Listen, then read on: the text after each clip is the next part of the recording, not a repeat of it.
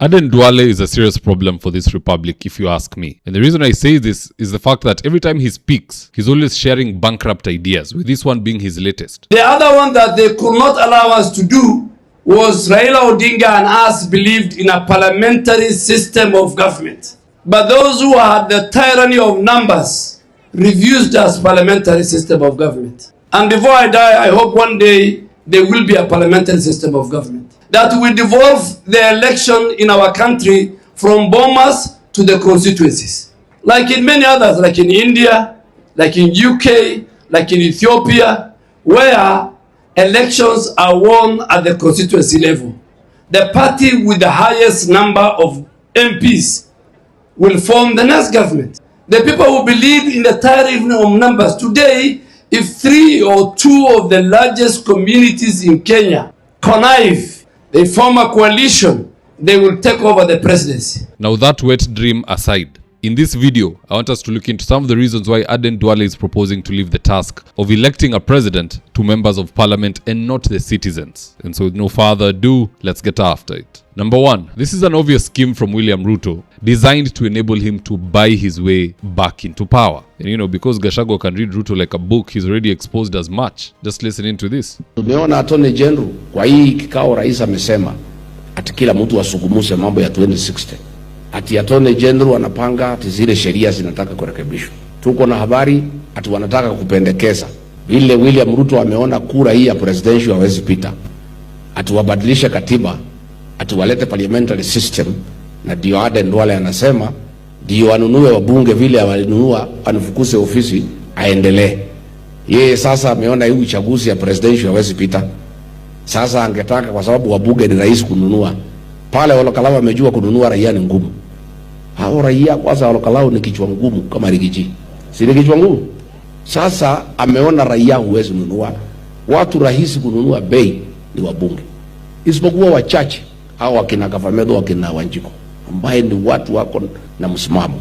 Lakini wabunge wengi ni watu ya kununuliwa. So yeah, instead of spending 14 billion bribing one constituency and getting nothing in return, Ruto now believes it's more cost effective to bribe the Tumbocratic MPs. But let them be advised, it won't be as easy as they think. Because if a mere finance bill could cause the Gen Z to eat Wetangula's rice, then what will this new parliamentary system do? Even just the proposal of it. Forget the implementation. People will bring down that parliament and leave the country to the dogs. Just go read the Bible where God, through his servant Jehu, turned an entire temple used to worship Baal from a temple to a latrine. Hivyo ndo mutafanya bunge and every other government office. We'll end up like Libya. Kama tungekuwa Uganda ama Tanzania, it would be a good idea because huko hakuna maandamano, people are peaceful, they follow whatever the leaders say. This is Kenya. Number 2, when you heard Ruto talk about Vision 2060, what do you think he meant? It meant that he has zero plans to ever leave office. Ruto literally wants to cling on to power till the year 2060. And he's not stupid. He knows there's no other way Kenyans can elect him that many times, even if the constitution allowed it. So to circumvent the people, a nice parliamentary system is what he needs, whereby majority whip Osoro just makes sure that there is quorum and Ruto is unanimously elected in just a matter of 30 minutes. No ballot papers, no voter registration, no mobilization, no voter education, no Ethecon, no IBC chairman, no CEO Marjan Hussein, nothing. It is just Wetangula and the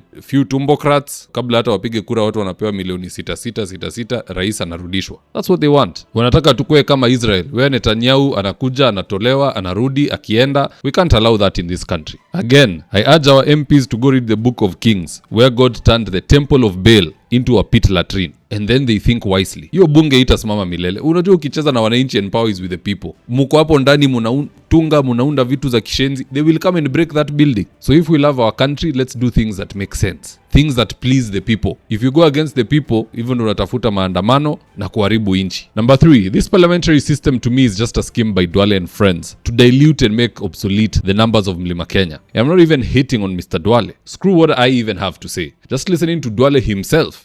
And that is why the people of Coast Province and Northern Kenya, the pastoralists, we will make sure in the next election and in the subsequent elections, we will be number 1 in terms of the tyranny of numbers. We will marry 4 wives.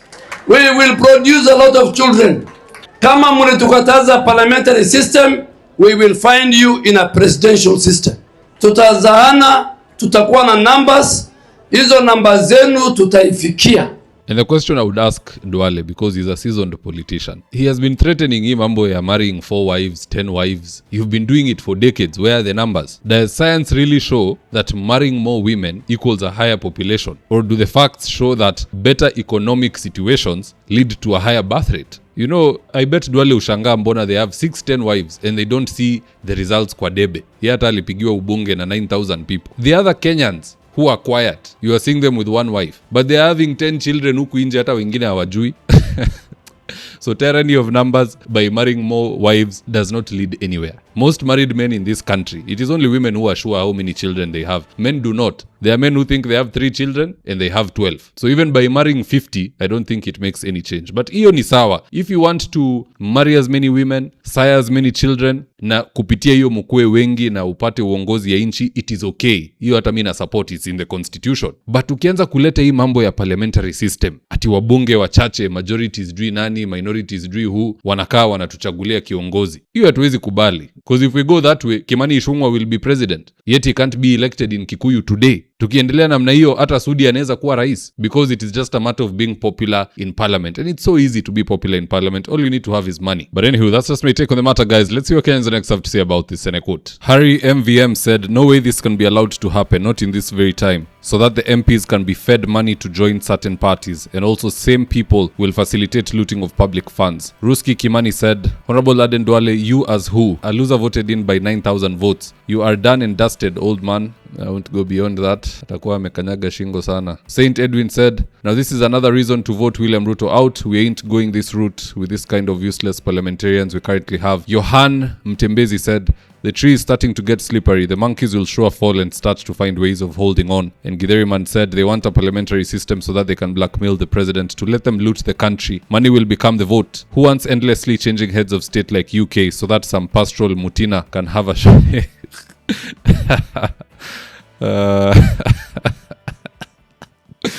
Anyway, what say you guys? Do drop me your comments in the comment section below and I'll do best to read them and to give you a response. So with that, yesterday's ad of the day. Interior design is one of those things you can't afford to get wrong. So if you're looking for experts to do your gypsum, wainscoting, paintwork, tiles, washrooms, and kitchen, reach out to Dhaka Living on 0706 026 218. That's 0706 026 218. And if you're here for the first time, please go on and hit the subscribe button. And if you're watching from a different platform, just head on over to YouTube, search for Mzitowafula. Hit the subscribe button, you're going to be getting a ton of content of this nature. If politics is something you're passionate about, this is definitely the one channel that you really, really need to subscribe to. Alright guys, adios.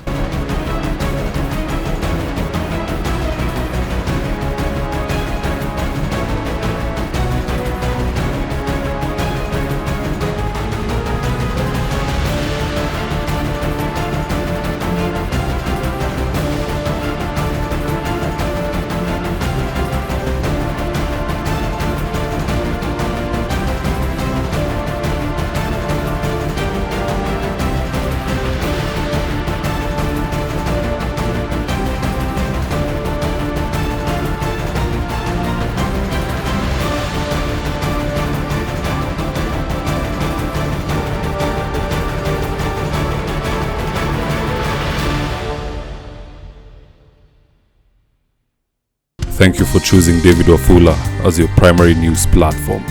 We put countless hours in research, recording, and editing.